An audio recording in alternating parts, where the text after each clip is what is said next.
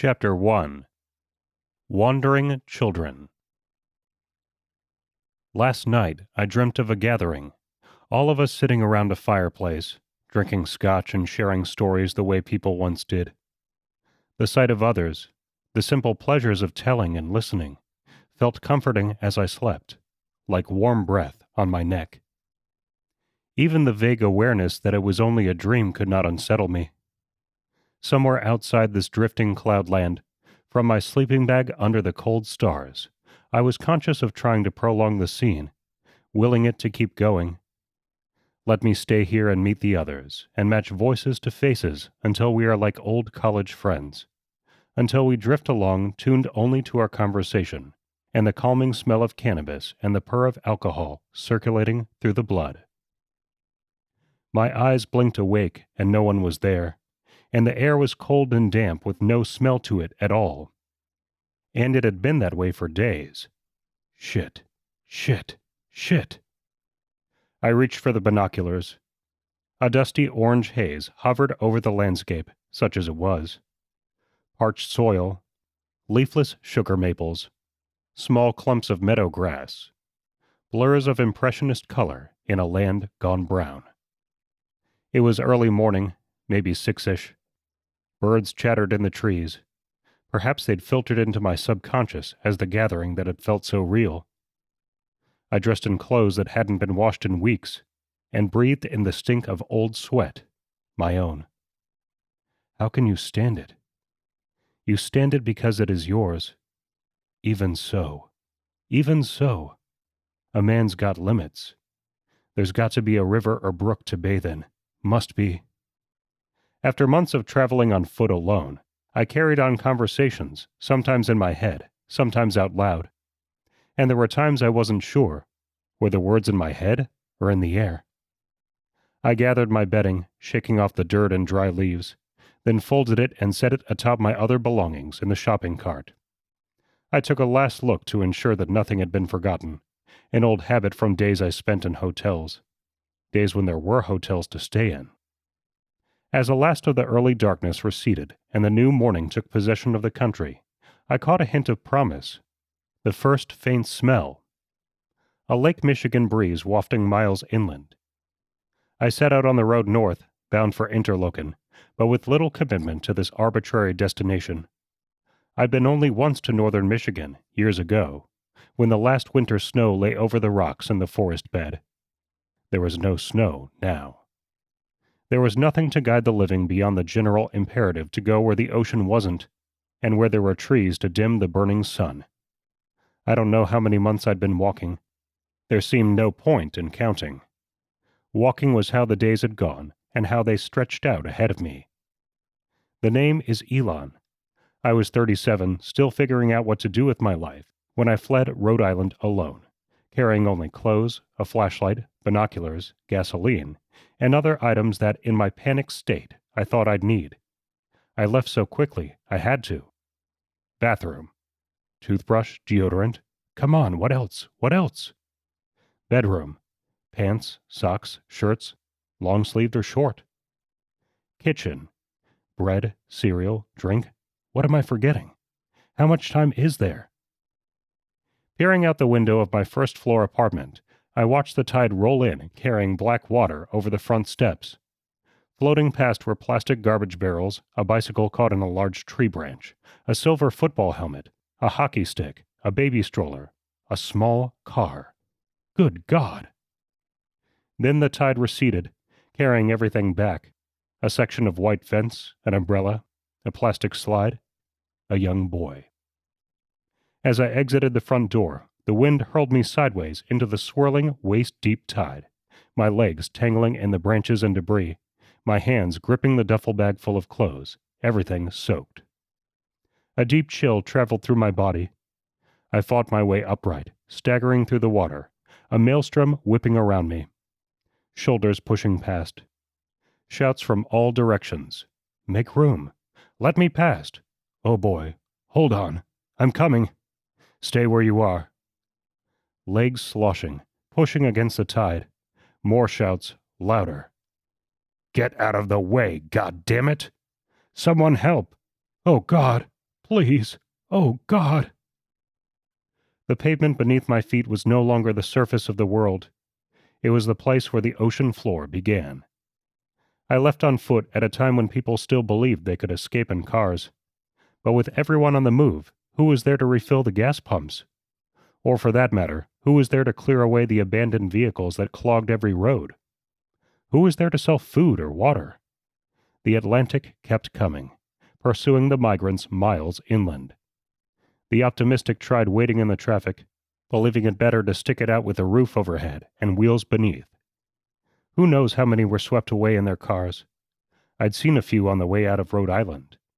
Even as the dark tide advanced, some tried to drive through it. I remember the young boy peering out the back window.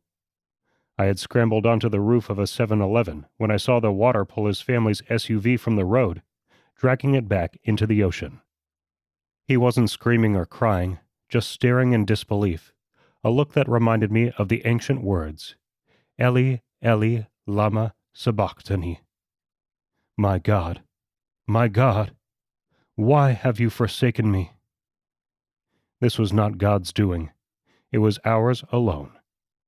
After a day and night of walking, I'd covered perhaps a dozen miles, and my thighs ached from dragging my body through the water. Finally, I reached an area where the water was only ankle deep. Behind another 7-Eleven, I found a shopping cart, dumped my bag inside it, and kept moving. The exodus seemed to come from far off, and I wondered sometimes if I hadn't dreamt that, too. We were all like children, waiting for the scientists to tell us how long we had left before the tipping point. Just 25 years until the sea levels, temperatures, and extreme weather events reach a crisis, they said. Just 10 years. Just 5. Naturally, others reached the midnight hour before us. The great East African famine sent millions streaming out of Ethiopia, Eritrea, and Somalia. Hundreds of thousands died in Rajasthan state in northwest India during a summer of 125-degree days. Elderly men and women burned from within, their core temperatures soaring above 104 until they hallucinated, lost consciousness, and collapsed from heat stroke in their homes and in the middle of the street. We watched these distant disasters pretending the trouble would never reach our shores. Scientists had to be working on a brilliant plan to save us. A giant ozone patch, colonies on the moon, permanent space stations. Something. We had survived a worldwide pandemic after all. Nature had nothing more to throw at us, nothing we could not overcome.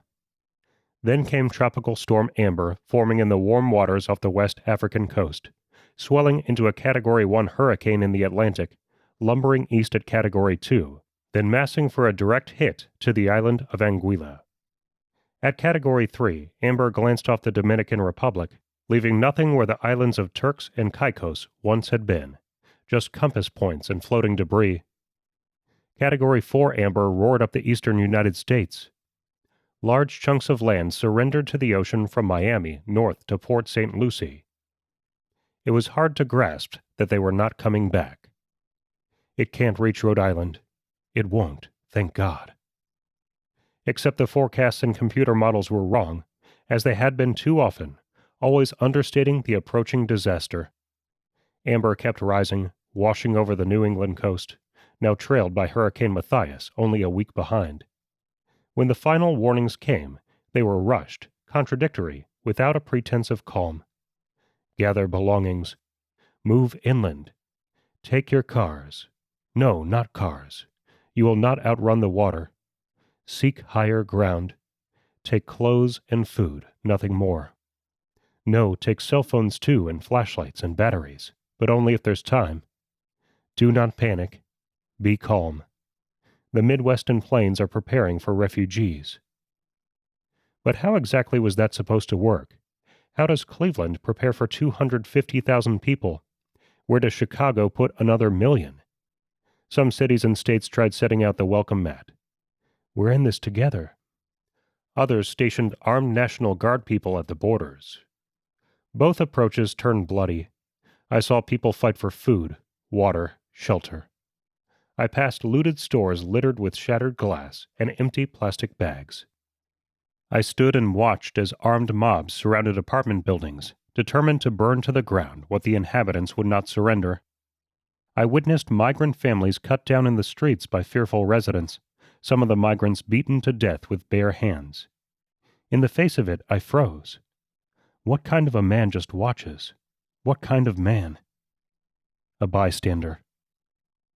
I stared as if I were watching a movie in a dark theater. One surreal scene after another passed before my eyes, until I felt the capacity for shock slipping away. I can only compare it to the falling of the Twin Towers.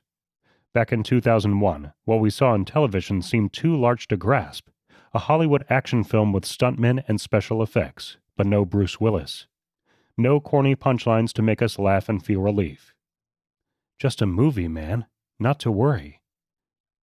For years afterward, I did not trust my memories of the falling towers. Maybe that's why I would go onto YouTube seeking out the videos from that day, and feeling guilty, as if it were internet porn, which, in a way, it was. That was more than 2 decades ago. Now, in 2028, there is no film to remind myself how real the rising ocean was. No YouTube videos because there is no internet, because there is no power, because the people who ran the electrical grid, who knew what it took, ran with everyone else. All essential personnel stay put. Remain at your posts. Really? There was nothing to fear from ignoring the orders and little to gain from following them. When we could no longer count on electricity, we lost phones, shopping malls, grocery stores. All of it overrun in a spasm of violence. A great unraveling that rippled westward as the human tsunami reached and overwhelmed cities and towns. I tried to avoid large cities, but even in the smaller towns I passed through, refugees forced their way into houses. I saw rifles poking through windows, but few police. They could not be everywhere at once, and soon they were nowhere at all. If such disorder had torn apart another country, America would have sent its military to reestablish the rule of law. But in our arrogance, we'd never prepared to handle disorder at home. Maybe in 1 or 2 cities, not in dozens. Not with millions answering that call from deep in the gut, survival. When the human exodus began on the East Coast, it was as if the country fractured. Without phones and email, refugees had little idea of the fear and lawlessness awaiting them in the Midwest. Apartment buildings patrolled by gunmen determined to fight off intruders. Whole city blocks burned to the ground or abandoned. The newly homeless wandering the streets, or joining the waves of evacuees clogging the highways out of town. Those scenes looked nothing like the one on this particular morning in Michigan. Crows cawed as I passed one field that led to another. Grass had overgrown the boundaries we'd imposed. Inside the wire fences, fields grew without a human touch, gradually blurring the distinction between one side and the other. I wondered, what was happening on the West Coast and in the Great Plains and in the South? Where was the rest of the country when we needed them? I can't say. I only know that in my travels I never ran into anyone from Bozeman, Montana, or Gallup, New Mexico, or Topeka, Kansas. I've tried to imagine what they heard and saw, how they tried or did not try to help. I wondered how long it took before they lost their own phones. Mine was useless within 36 hours. How long before their power shut down? How long did they have? My account is just a set of eyes peering up from a basement window at the boots rushing past on the sidewalk. No one saw enough to write the history of what happened. There was no hill to stand upon and record it all. We were reduced to viewing fragments of something too large to fit on a screen or canvas. It is true that we began our migration in the camera's eye, but within a week or so, newspapers and television stations had lost the tools of mass communication. They had no way to report what they saw. They lost contact, we all did, with the rest of the country. As we traveled west, we looked for the trucks carrying emergency food, water, and supplies. We listened for the thump of helicopter blades cutting through the air. They would be carrying forces to establish tent command centers, centralize information, and launch the effort to rebuild. They never came. After the early warnings to evacuate, we were on our own. It came as a shock, though it shouldn't have. I remember Katrina devastating New Orleans and the Gulf Coast. And what about the 3 million citizens in Puerto Rico abandoned after Hurricane Maria? And finally, COVID-19. Without quite realizing it, Americans had grown to accept government failure in a crisis as the regrettable norm. The signs were all around us, only our gaze was too narrow. We told ourselves that when the worst-case scenario was upon us, America would rise and return to its noblest virtues: unity, empathy, sweat, ingenuity. Gone, gone, gone, and gone. In Washington, the parties argued over disaster relief. The priority quickly became establishing blame, not order. When we finally saw and acknowledged the fault lines running through our land, it was too late. The sea was flooding the cracks, forcing the pieces apart until the chasm between them was as wide as the Grand Canyon. It wasn't just the country that had changed. I no longer knew how to describe myself in this time and place, except as a wandering child, one of many. Days earlier, when I'd first crossed into Michigan, I saw the power lines passing over fields, the electrical towers, the unlit cityscapes of what I guessed to be Lansing and Grand Rapids, all of them idle like statues on Easter Island. My heart sank. I never understood how those wires brought electricity to us, where exactly the power came from. I could not even begin to think how we could use the wires now, how we could crank up the electricity again and the phones and the gas lines. All of it constructed with so much pride over decades and centuries, all of it understood by so few. No one knew how to protect or restore the machinery of modern life. So wave after wave of refugees walked the highways west, all unaccustomed to the struggle for food and shelter that consumed each day. The desperation on their faces was frightening to behold. My own as well. I felt driven to survive, but also to avoid the chaotic competition. The bare-knuckle fights for bread and cereal in the aisles of an overrun Walmart. I was a witness. When I'd passed through the Lost World caverns in West Virginia, months into my flight, I considered leaving behind a painting on the rock, like the 40,000-year-old red discs and hand tracings at El Castillo in Spain. And I realized how much less I knew than our ancestors. What would I use for paint? Where did paint come from? After months of pushing the cart over bumpy grass and pulling it around rocks, and still these thoughts came, especially in that time of the afternoon or evening when the struggle for food and water had been resolved for another day. I began to think out loud as I walked. My jaw needed the exercise. My brain needed the illusion of someone listening. Living alone in the city, that was never true loneliness. Try miles and miles of soil and barren fields, no voice but your own. Each day I saw other people, but the crowds thinned outside the cities and towns. Travelers came alone or in small groups. We passed uneasily, without speaking. It had become evident early on that when survivors spoke, they were apt to ask, "Were you one of the people who denied? Who said it would never happen?" Climate divided us into two camps, believers and deniers, each harboring its own anger and guilt, hatred and self-loathing. For hours on the road I interrogated myself. What did I do to prevent the catastrophe? Why did I fail? How did I, a believer in the science, end up complicit in the disaster? Waiting for others to lead is never a good plan. But it had been my plan. And yet for all my faults, weren't the deniers much worse, the ones who said it was all fake news? There was no way to tell who they were, these deniers. Not unless they were fool enough to volunteer, even now, that they still considered it all a hoax or conspiracy. The uncertainty did not stop people from making assumptions and acting on them. On the journey away from the coast, gruesome scenes greeted me in the cities and towns. Bodies that looked as if they'd been dragged for miles until there was nothing left but raw meat and dirt. No shallow graves. Cadavers left on the road where they'd fallen, some pinned with notes, as an example. An example of what? And to whom? At a certain point I had to wonder. Who was reading the notes? What was left to learn or change? Many of the living moved about in shock. Some carried rifles in plain sight. I had no gun, just a baseball bat kept in the cart, handle up, where I could reach it quickly. We were not a people, but a landscape of one-man armies. Many, like me, simply hoping to be left alone. Empathy became a severed limb. Maybe it would grow back. maybe there would be no regeneration. And yet in the background every day hovered the faint idea that sooner or later we would have to form groups and begin again. It seemed no simpler than making paint. We'd lost the knowledge of how to do it.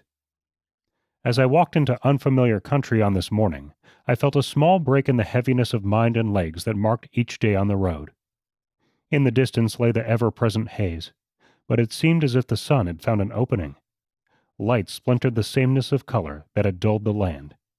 Fields stretched out, revealing not a single shade of brown, but dozens. Sunburned grasses, scampering hares, fluttering eclipses of cherry scallop shell moths. A cooper's hawk glided high overhead, scanning the land for prey. On the path ahead lay fresh coyote scat, dark as ancient iron ore. I felt these signs of life in my blood. There was a vague sense of hope that did not come from the presence of food. I did not know how to hunt a coyote or hawk. This was their hunting grounds, not mine.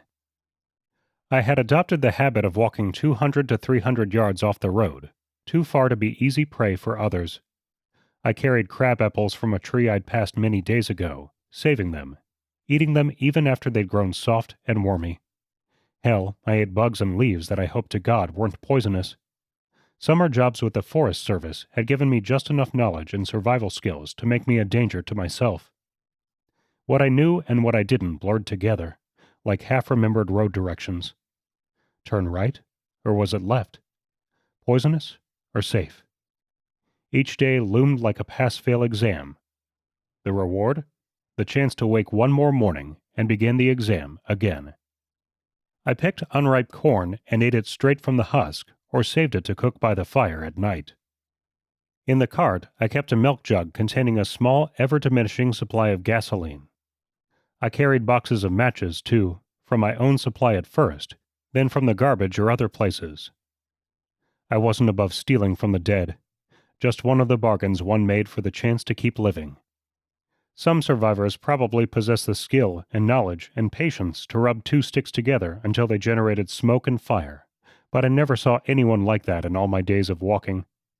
Maybe the MacGyvers had taken off into the woods and constructed cabins and shelters and hunted and found batteries and abandoned radios, or better yet made their own, and reconstructed life out of the useful remnants from before. The idea triggered another memory from television. The professor on Gilligan's Island with his cobbled-together battery charger. Me, I wasted away, the fat and muscle from my chest melting by the day. Hunger followed me into sleep. I dreamt of hot tomato soup and toasted bagels and porridge with brown sugar and even crackers. My unconscious floated through long brunches with steam rising off pots of fresh coffee. God, I miss coffee. 2 days ago at dusk, I saw a dead fish floating in a stream and stopped to consider whether to eat it. I thought about it a long time, then kept walking. If the fish killed me, it would be a painful death. I walked without a compass. I knew east and west by the rising and setting of the sun and by the road signs. I'd given up on the crowded highways. They'd been picked over, and there were far too many people competing for what little was left. In America, the primitive struggle was a story that had gone untold, passing into the soil with ancestors only dimly remembered. We had no idea how far people were willing to go to wake another day. I wasn't so sure anymore that killing was a line I would not cross. I debated sometimes. Wouldn't it be better to die than to kill? Walk in the way of gentleness, I'd been taught in Hebrew school. What if you could no longer walk that path, only perish on it, murdered by someone less gentle? It was a time of unknowns, about ourselves and about the world we stumbled through. A few months into our flight, a long darkness descended over the country. 2 weeks, 3, maybe more, when the clouds smelled of smoke and ash and shrouded the sun. Day and night became indistinguishable. I pushed on, uncertain what had happened, uncertain whether I was walking toward death or away from it. Rain fell in fat drops, heavy and stained gray from ash. I huddled under trees and rocky outcrops. Eventually, the clouds departed. The sun peeked through the haze and reclaimed its place. But the smell of smoke lingered, as if a great conflagration had scorched the land. Deep inside, I suspected what had happened, though I tried not to imagine it. The east had its hurricanes. The west had its wildfires, trees exploding into towers of orange flame, something I'd only seen on television. On this particular morning, I was heading north, finally finding tree cover protection from the relentless sun. It might be fall, though what were seasons now that sudden frosts and heat waves turned the calendar into a quaint relic? Behind me lay miles of flat terrain through Ohio and Indiana. There was a small pleasure in feeling the land begin to rise and dip. I had not found shelter in several weeks. No place felt safe. Now I was dirty and tired. Mildew sprouted from the clothes I wore. And there was worse. In all of the dire forecasts, we underestimated the insects. Mosquitoes, flies, ticks, and midges danced in the heat and in the damp, perpetual stink. The skin along my arms and shoulders rippled with dark red bumps and streaks of dried blood. Bitten alive day after day, I now made half-hearted swings at insects as they buzzed around my head. I'd become like one of those cows you see in the fields, flicking their tails at flies, more out of habit than any hope of killing them. There were times when the silence and the grime and the endless trudging seemed to lack any point, and I thought about doing what so many already had. In communities I passed through, tree branches sagged with the bodies of those who'd surrendered to what was obvious and available. After all of this, I'd become willing to take a chance. I had to find some kind of shelter, somewhere to reclaim my humanity. What kept me going, I realized, was the story. The hard misery of it all had a single point. I had to find out what would happen next. That compulsion propelled me forward when nothing else could. I pulled a rotten crabapple from the cart and chewed, and tried to block out the dry taste of fungus. It was hard to believe that I would have ignored this food in the old world. I reached next for a plastic soda bottle filled with stream water and took a swig. I remember being told never to drink stream water. It was certain to be contaminated. Yet I would die if I didn't drink. Under the pressure of daily survival, my vigilance crumbled more and more, until it felt as soft as a handful of sand. I passed through fields surrounded by fences, pastures burnt brown, only the faintest scent of cows. In some places I saw their bones, no longer appealing even to the flies, picked clean and bleached white by the sun. I walked by old red barns with caved-in roofs and white churches with altars and floorboards stripped away, possibly for firewood. When the sun was at its peak, I looked for woods and told myself the bugs were better than days of sunburned, blistering skin. It was close to midday, and I had covered perhaps 8 miles without seeing or hearing another soul. Something had happened to the crowds that filled the roads leaving the East Coast. After the first tide of westward-bound refugees overwhelmed cities and towns, crude signs began appearing on the outskirts of cities, warning, "Residents only beyond this point," and "Death to refugees." The farther north I went, the more the tide thinned, and when I left the secondary highways, it thinned a good deal more. It was a relief at first. I used to hate the noises of the city. Sirens blaring through the night, trucks backing up, drunks shouting, couples arguing after the bars had closed, dogs barking, people yelling out their windows, "Shut the fuck up! Trying to sleep here!" Silence then had seemed like a gift. I never realized how suffocating it would feel to hear no human sounds at all. I hadn't heard a voice in days. I'd heard no one laugh in so long I wondered if I would lose all memory of the sound. And that was another reason to take a risk and find shelter. Just looking increased the odds I would encounter others doing the same. In the east, the towns were closer together. Here in the Midwest, outside the cities, I could hike a whole day and never see more than 30 homes and miles of wire fences. Nothing felt like a living community. But I had a peculiar feeling about this day, as if I'd come to the end of something. The fear? Loneliness? Hunger? In the distance, 9 miles off, stood a hill. The view from the hill made it an attractive place to build a home. It was only a hunch, but the hunch was enough. So I turned northeast.